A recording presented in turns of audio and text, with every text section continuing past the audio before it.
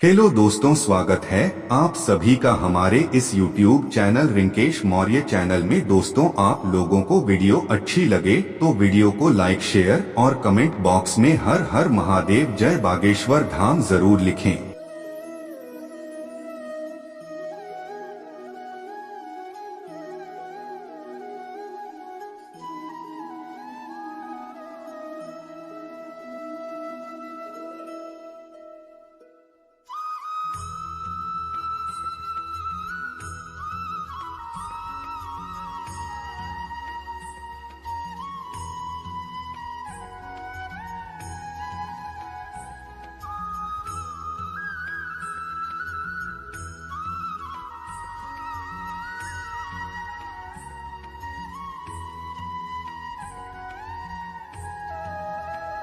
ये प्राचीन काल से ही चली आ रही है, क्योंकि दोस्तों सिक्के को हमारे हिंदू धर्म में लक्ष्मी कहा जाता है और लक्ष्मी सौभाग्य का प्रतीक है।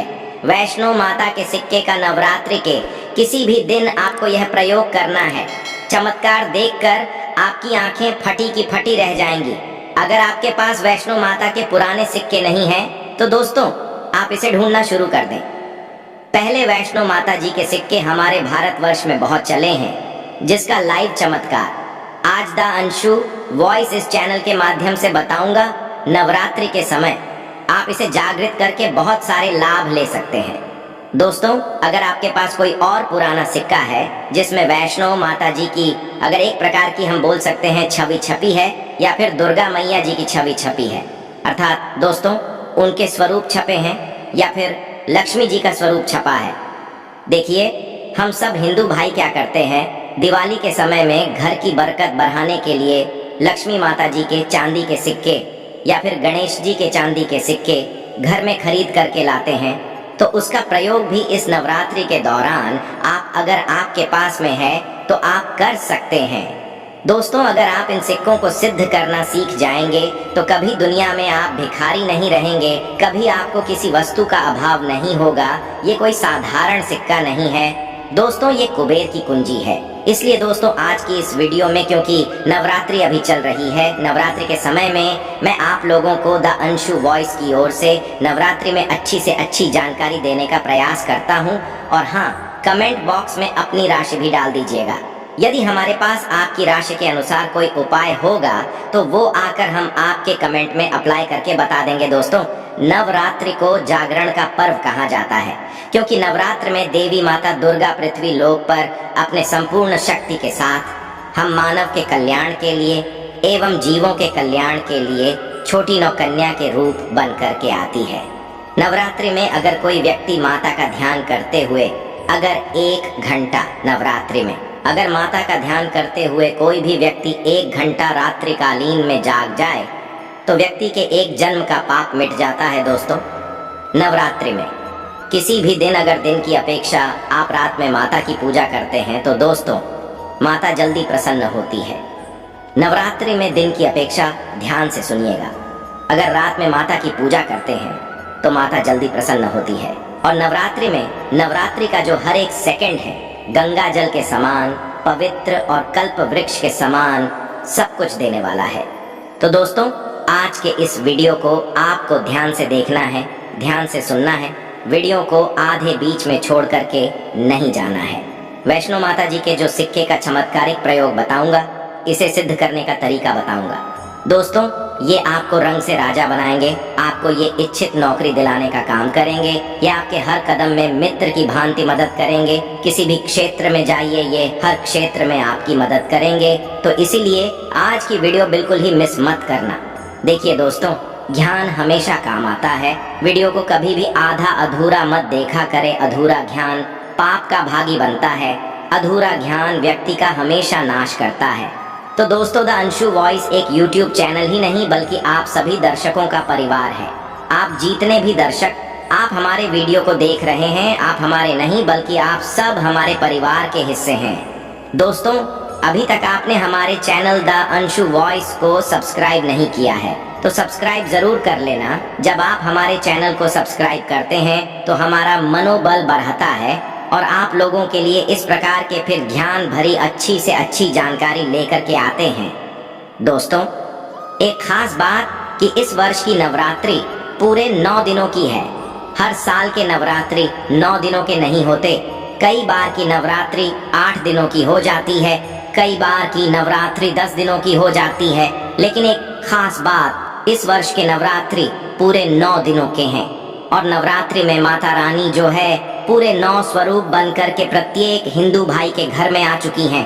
तो नवरात्रि में अगर आप माता रानी को प्रसन्न करना चाहते हैं तो नवरात्रि के किसी भी एक दिन रात्रि काल के समय में माता रानी को मोगरे के फूल अर्थात दोस्तों जो मोगरे का पुष्प आता है जिसे हम जैस्मिन बोलते हैं, इसका गजरा बना करके माता रानी को पहना देना या फिर भेंट कर देना।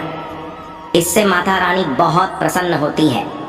और अगर आप ऐसा करते हैं माता रानी को नवरात्रि की सप्तमी के दिन, अगर माता रानी को मोगरे के पुष्प का गजरा न करके अगर माता को भेंट करते हैं तो माता ऐसे भक्तों को सब कुछ देने के लिए सब कुछ अपना निछावर कर देती है, जैसे कि धन, ऐश्वर्य, सुख, शांति, माता सब कुछ निछावर कर देती है।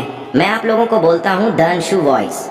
हमारा चैनल एक खास चैनल है और आप लोगों को हम गुप्त से गुप्त जानकारी भी बताते हैं ताकि आप सब लोग नवरात्रि के समय का भरपूर आनंद उठा सके। दोस्तों, नवरात्रि के समय बहुत सारे ऐसे भाई हमारे चैनल में जुड़े हैं जिन्हें पूरा टाइम नहीं मिल पाता, वक्त नहीं मिल पाता, तो गजरा बना करके माता को चढ़ाएं। आपकी सभी मनोकामना केवल एक ही दिन को गजरा चढ़ाने से माता पूर्ण करती है। दोस्तों, माता का हृदय बहुत कोमल होता है। माता को प्रसन्न करना बहुत आसान है, बस आपके भाव अच्छे होने चाहिए। तो दोस्तों, अगर आपके पास वैष्णो माता जी का या फिर लक्ष्मी माता जी का अगर कोई पुराना सिक्का है तो नवरात्रि में इस पर्व से आप जो है दोस्तों, इस पर्व से उस सिक्के को जागृत कर सकते हैं। हमेशा याद रखना, बिना जागृत के अर्थात दोस्तों बिना शक्ति पाठ किए हुए कोई भी आप चीजों को लेते हैं वो लाभान्वित नहीं होते, आपको लाभ नहीं देते। छोटे से उदाहरण से समझना, अगर आप कोई भगवान की मूर्ति घर में खरीद करके ला रहे हैं और उसमें प्राण प्रतिष्ठा नहीं है तो दोस्तों ऐसी मूर्ति की घर में पूजा नहीं होती है। हमारे शास्त्र कहते हैं कि जिस मूर्ति में अगर प्राण प्रतिष्ठा हो वह मूर्ति हमें फल प्रदान करती है। उस मूर्ति की पूजा करने से हमें धन, ऐश्वर्य, सभी प्रकार के भौतिक सुखों की प्राप्ति होती है। दोस्तों, द अंशु वॉइस चैनल में आपको सब कुछ सीखने को मिलेगा, बस वीडियो में अंत तक बने रहे।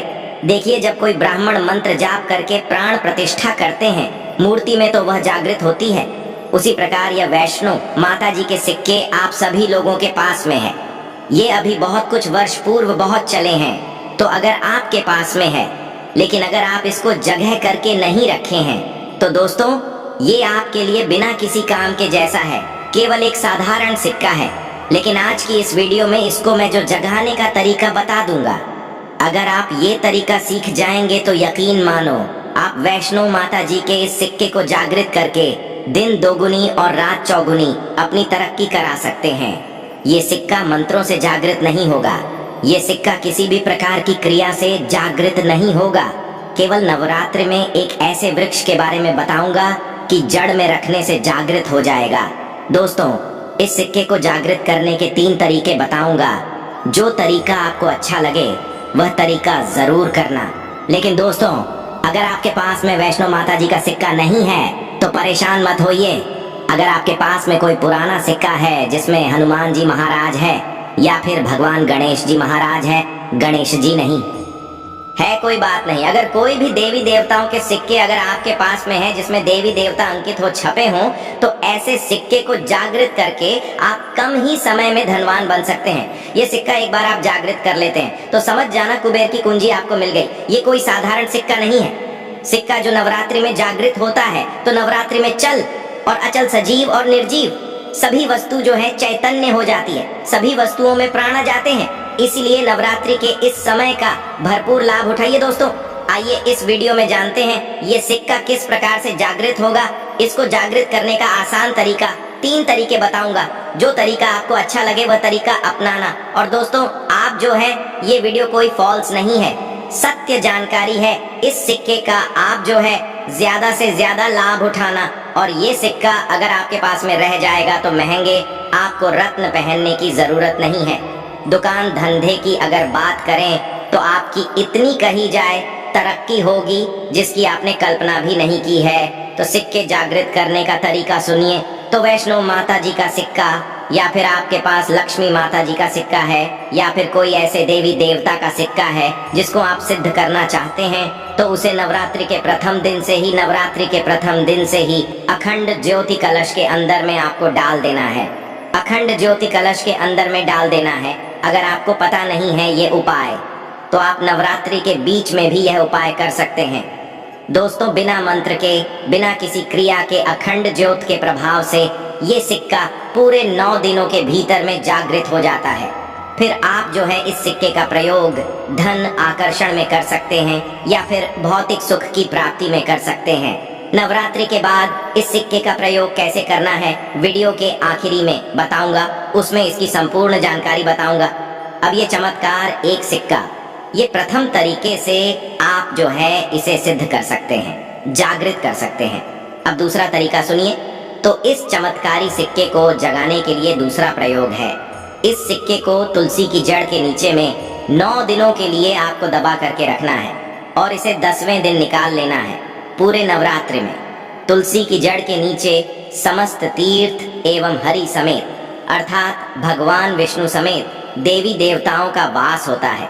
दोस्तों, ये सिक्का 9 दिनों में जो है तुलसी की जड़ के नीचे में रहने के कारण, क्योंकि जो है नवरात्रि के समय नवदुर्गा की संपूर्ण शक्ति इस धरा पर आती है, तो खासकर पेड़ पौधे वृक्ष एवं जीतने भी माता रानी की सहचरी शक्तियां हैं। सहचरी शक्ति है, जैसे कि तुलसी माता को ले लीजिए, तो ये सब जागृत अवस्था में होती है, इसीलिए ये सिक्के जागृत हो जाते हैं। दूसरा तरीका, आप जो है तुलसी की जड़ के नीचे रख करके आप इसे जागृत कर सकते हैं।